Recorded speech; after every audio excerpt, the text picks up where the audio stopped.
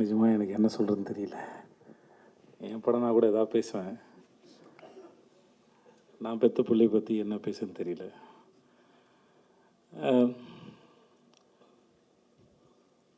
முதல்ல மாஸ்டர், உங்களுக்கு ரொம்ப நன்றி மாஸ்டர். இது இது எங்கே ஆரம்பிச்சதே தெரியல. 2019 எனக்கு கதை சொன்னார்.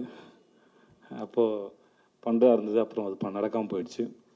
அப்புறம் ஒரு ஃப்ளைட்டில் மும்பைலேருந்து வரும்போது 2 பேர் எதாச்சும் சந்தித்து பேச ஆரம்பித்தோம். ரொம்ப நாட்கள் சந்திச்சதுனால நான் என் குடும்ப புகைப்படங்கள்லாம் அவருக்கு காமிச்சிட்டு இருந்தேன். அவர் ஃபேமிலி ஃபோட்டோலாம் நாங்கள் பார்த்துருந்தோம். அப்புறம் ஜவான் ஷூட்டில் அவனை பார்த்தாப்புல. மகாராஜில் எனக்காக வந்து ஒர்க் பண்ணி கொடுங்கன்னு. எந்த இடத்துல அவனுக்கு பிடிச்சதுன்னு தெரியல. எனக்கு கதை சொல்லும்போது கதை ரொம்ப நல்லா இருந்தது. சரி, என் வீட்லேயும் அந்த வயசில் ஒரு பையன் இருக்கானே, இவர் சொல்லவே இல்லையே அப்படின்னு நினச்சேன். சரி, ஓகே அப்படின்னு விட்டு நான் அப்புறம் செட்டில் வச்சு தான் சொன்னார், உங்கள் பையன் கரெக்டாக இருப்பான்னு நினைக்கிறேன்னு.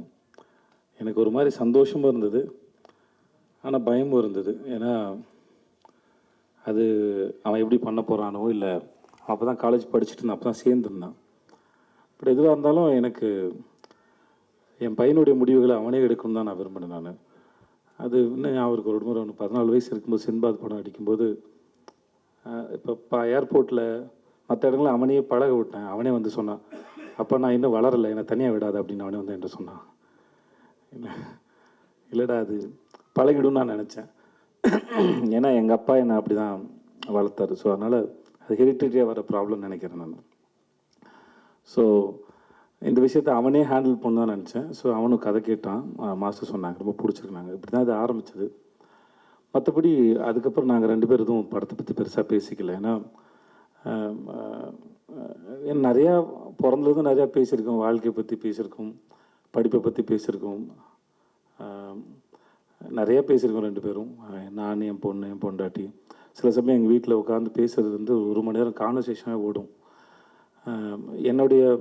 நான் நடித்த வேலை பார்த்த அனுபவங்களை உட்காந்து வீட்டில் பேசுவேன் நான். சில சமயம் வந்து சில சீன் பண்ணது, அதோட எக்ஸ்பீரியன்ஸ் ரொம்ப நல்லாயிருக்கும், ஒரு ஐடியா வந்தது நல்லாயிருக்கும். அது நான் என் குழந்தைங்களோட பகிர்ந்துக்க ஆசைப்படுவேன். ஏன்னா என் தொழில் சினிமா தான், நாங்கள் தான் வேலை பார்க்குறேன். ஸோ அதனால் என் தொழிலோட அனுபவங்களை, எப்படி இந்த மூளை இயங்குச்சு, எப்படி வேலை பார்த்தேன், மற்றவங்க எப்படி வேலை செய்கிறாங்க, இந்த மனித மனமும் இந்த மூளையும் எப்படி சிந்திக்குது அப்படிங்கிறது வந்து நான் என் தொழில் வழி தான் சொல்லிக் கொடுக்க முடியும். மோஸ்ட்லி அப்படி தான் சொல்லிக் கொடுக்குறது இல்லை, அது டிஸ்கஷனாக இருக்கும். சொல்லுவேன் நான், எனக்கு பொண்டாட்டி பிள்ளைங்க இருக்குது, வேலை இருக்குது, கடன் சுமைகள் இருக்குது, அப்புறம் பாதுகாப்பு சார்ந்து நிறையா சிந்திக்க வேண்டியது இருக்குது. ஆனால் குழந்தைகளாக இருக்க உங்களுக்கு எந்த பாரமும் இல்லை. அதனால் நான் பேசுகிற கருத்துக்களை கேட்டு உங்களுக்கு ஏதாவது கருத்து இருந்தால் கூட என்கிட்ட பகிர்ந்துக்கோங்க, அது எனக்கும் உதவியாக இருக்கணும் அப்படின்னு ஒரு ஜனநாயக முறையில் தான் டிஸ்கஷன் இருக்கும் மோஸ்ட்லி. அது ஒரு வயசுக்கு மேலே அப்படி தான் வச்சுக்கிட்டேன். ஸோ அதனால் அவனுடைய விஷயங்களில் வந்து அவன் தான் தேர்ந்தெடுக்கணும், அது அவன் தான் முன்னாடி எடுத்துகிட்டு போகணும். பின்னாடியே வந்து எதையாவது சொல்லிக்கிட்டே இருந்து வளர்த்துக்கிட்டே இருக்கிறது இல்லை புள்ள. ஒரு ஸ்டேஜ் மேலே அதுவாக வளர்ந்துட்டு போகணும் தான் நினச்சேன். அதனால தான் அவனுடைய பூஜைக்கு வர்றதோ மற்ற எந்த விஷயங்களும் பெருசு தலையிடலை. ஷூட் நடக்கும்போது நான் போகல, ஒரே ஒரு முறை தான் போனேன். மாஸ்டர் அப்போது ஒரு விருது வாங்கினார்னு சொன்னாங்களா, ஆஸ்காருக்கு இனியாக ஒரு அந்த சமயத்தில் அவருக்கு வாழ்த்தலான்னு போனேன். அப்போ தான் ட்ரெய்லரே பார்த்தேன்.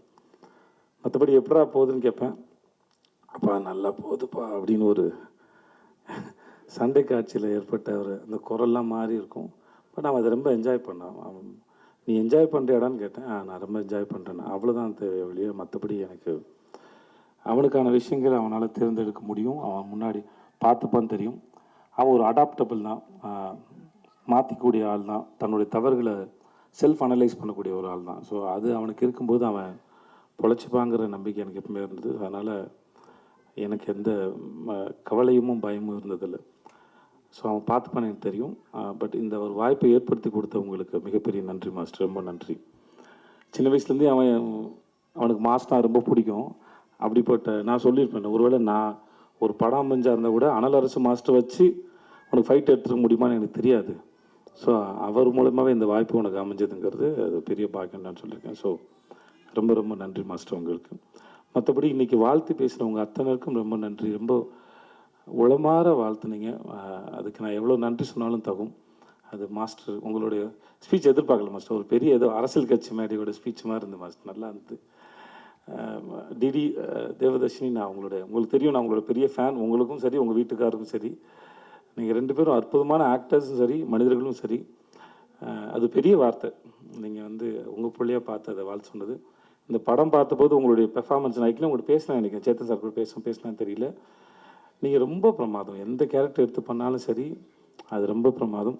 அம்மா எனக்கு உங்கள் பேர் தெரியாது, ஆனால் அந்த படத்தில் ஒரு சில காட்சிகள்லாம் வந்து உங்களோட எக்ஸ்பிரஷன் வந்து ரொம்ப பிரமாதமாக இருந்தது.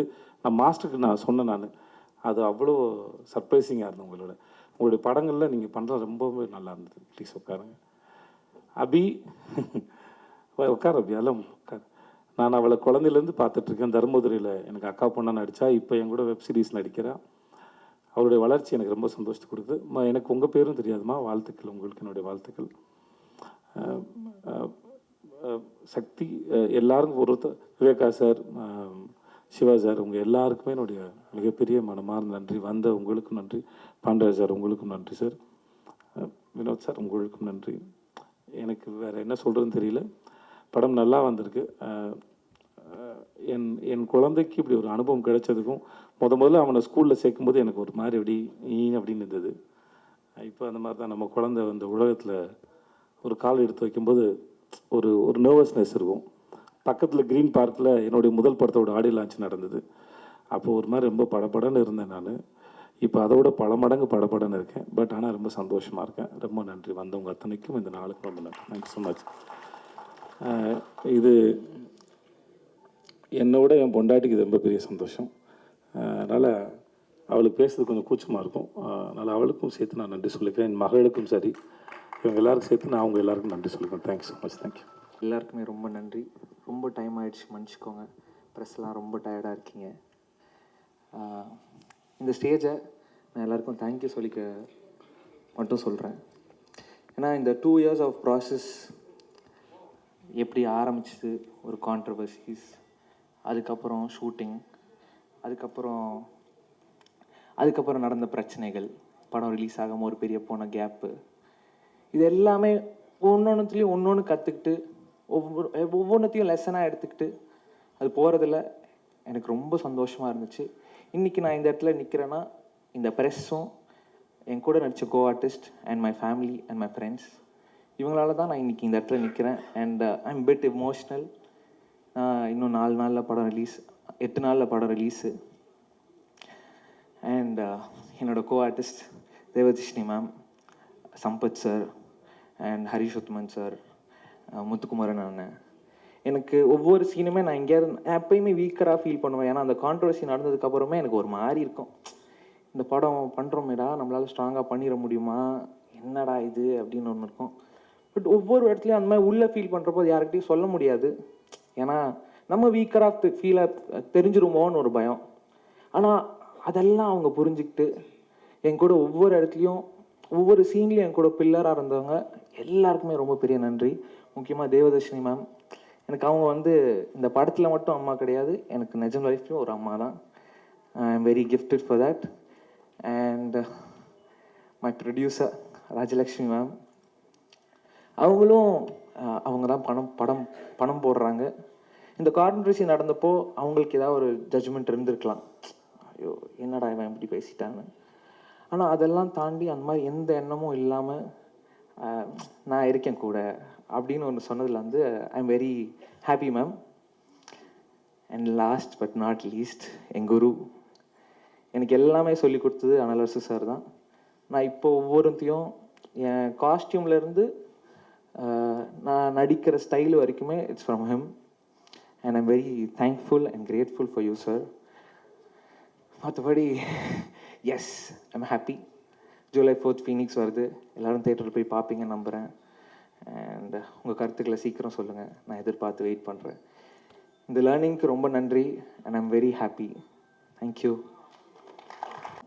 எஸ்பெஷலி எங்கள் அப்பா இஸ் நோ மோர், அவர் மேலேருந்து ஆசீர்வாதம் பண்ணுறாரு, கண்டிப்பாக நம்புகிறேன்.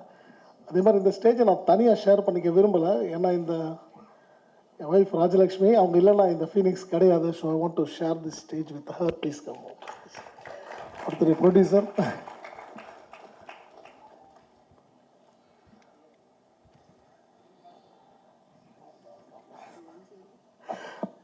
இவங்கெல்லாம் ஏன் ஸ்டேஜுக்கு கூப்பிட்ட ஒரு முக்கியமான காரணம், ரீசன் என்னென்னா, என்ன மாதிரி டெக்னீஷியன்ஸ் நிறைய பேர் வந்து முன்னுக்கு வந்திருக்கோம். பட் நாங்கள் இந்த மாதிரி ஒரு கால், ஒரு டஃப்பான கால், லைக் மீன்ஸ் ப்ரொடியூசர் ஆகுதுன்றது வந்து ரொம்ப டஃப்பான விஷயம். எனக்கு டைரக்டர் ஆசை இருக்குது, டைரக்டர் ஆகணுன்ட்டு ஒரு கனவு இருந்துச்சு.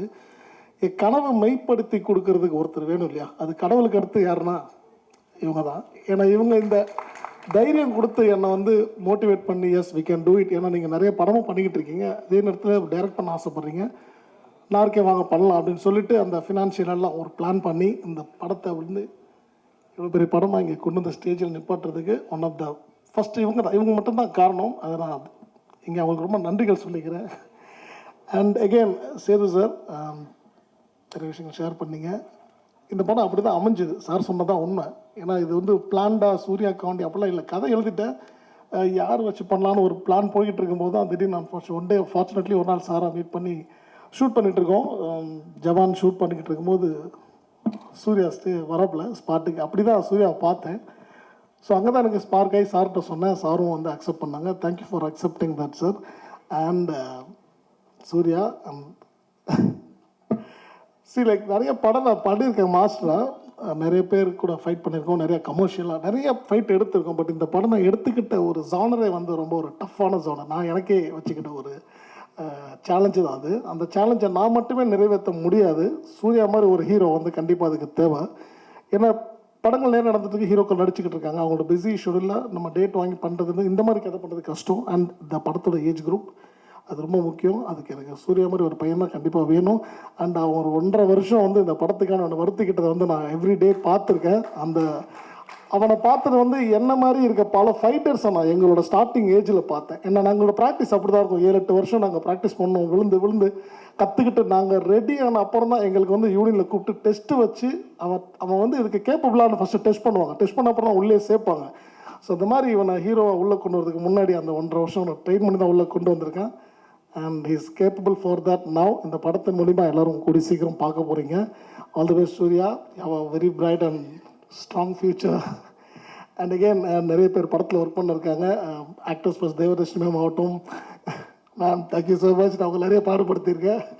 அண்டு லைக் சம்பத் சார் ஆகட்டும், வரலட்சுமி மேம் ஆகட்டும், Harish Uthaman and Mona Ramesh sir, Muthukumar sir, Dileepan and எல்லோரும் வந்து கண்டிப்பாக ஒரு சின்ன ஒரு புது பையன் படம், மாஸ்டர் படம் ஃபஸ்ட்டு பண்ணுறாரு அப்படிலாம் ஒரு ஃபீல் இல்லாமல் இட்ஸ் லைக் இதுவும் ஒரு படம் தான், இந்த படத்தை நம்ம கண்டிப்பாக சப்போர்ட் பண்ணணும்னு சொல்லிட்டு பண்ணாங்க.